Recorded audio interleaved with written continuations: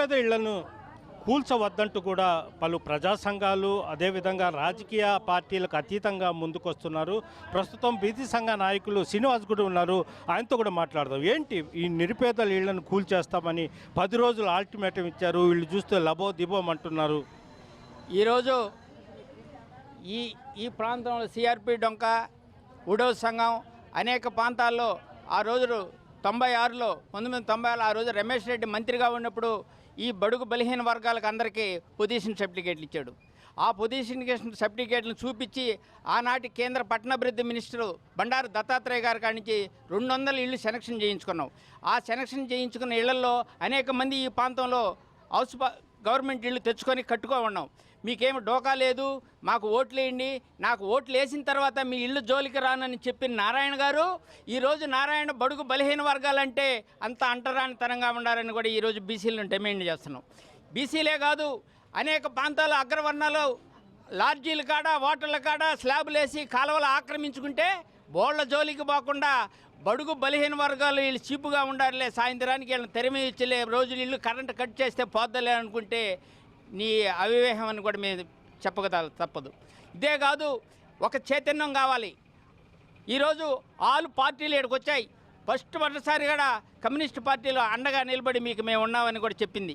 ఈరోజు అనేక మంది ఉద్యమాలు చేసేటప్పుడు పార్టీలను మనం ఎదిరించి ఎవడో వచ్చే మాటలు చెప్పినప్పుడు ఆ మాటలకు మనం వంగి ఓడికి ఓట్లు వేసుకున్న తర్వాత సిగ్గుచేటుగా మనల్ని ఈరోజు చూసిన పరిస్థితి చూస్తే నారాయణ తల దించుకోవాల్సింది కూడా అంత పరిస్థితి ఉంది. ఇదే సింగపూర్ ఐడియా, సింగపూర్ లాగా నేను చేస్తానంటాడు. నెల్లూరులో సింగపూర్ ఆ మోడల్ లేదయ్యా. సింగపూర్ లాగా ఉండాలంటే, సింగపూర్ లాగా చేయాలంటే నువ్వు ఆ సింగపూర్లో ఏమేమి వసతులు బడుగు బలహీన వర్గాలు కల్పిస్తున్నావో అవి కల్పించిన తర్వాతనే ఈడ సింగపూర్లో మోడళ్ళు చేయాలంటే ఈ కాలనీలు చేయాలని కూడా మేము డిమాండ్ చేస్తున్నాం. ఇంతేకాదు, నువ్వు ఓట్లు వేసుకునేటప్పుడు ఏం చెప్పావు? వైసీపీ గవర్నమెంట్లో ఇళ్ళు లేపేస్తుంది, అవి చేసేస్తారు, నీకు నేను వచ్చిన తర్వాత పేదోళ్ళు ఇళ్ళు లేను అని అన్నావు. నేను ఇదే పీడబ్ల్యూ కాలం మీద ఉంటే పీడబ్ల్యూ కాలం మీద మాకు అవతల సైడ్ ఇళ్ళు కట్టుకోవాలంటే ఆ సైడ్ కూడా ఉన్నాయి. నువ్వు అవతల వాళ్ళు అన్నపూర్ణ అపార్ట్మెంట్ కూడా పీడబ్ల్యూ కాలువ కట్టి ఆ ఇళ్ళు పడిపోతే కమ్యూనిస్టుల సహకారంతో మళ్ళీ హౌస్పారాలు ఇళ్ళు కట్టించిన తర్వాత అదే మోడల్లో మాకు ఇవంటే పీడబ్ల్యూ వాళ్ళు మాకు సమాధానం చెప్పాలి. అదే పీడబ్ల్యూడి వెంకటాచలంలో 700 ఎకరాలు పీడబ్ల్యూకి రూల్స్కి వ్యతిరేకంగా పట్టాలు ఇచ్చాడు. అది ఎట్టిచ్చారయా? అదే ఆఫీసర్ మాకు కూడా పట్టా ఇవ్వండి నేను పీడబ్ల్యూ వాళ్ళని అడిగితే చెవిటోడి చేతిలో చెంకుదినట్టుగా ఉంది. అంటే బడుగు బలహీన వర్గాలంటే ఓట్లు వేసిన యంత్రాలుగా వాడుకుంటున్నా తెలుగుదేశం పార్టీ కావచ్చు, వైసీపీ కావచ్చు. వీళ్ళకు బుద్ధి చెప్పే రోజులు దగ్గర పడ్డాయి. ఎప్పుడు పడతాయంటే నెక్స్ట్ కార్పొరేషన్ ఎన్నికలు వస్తుంది. మేము హీరుళ్ళు సూర్యుళ్ళు అనుకుంటున్నారు.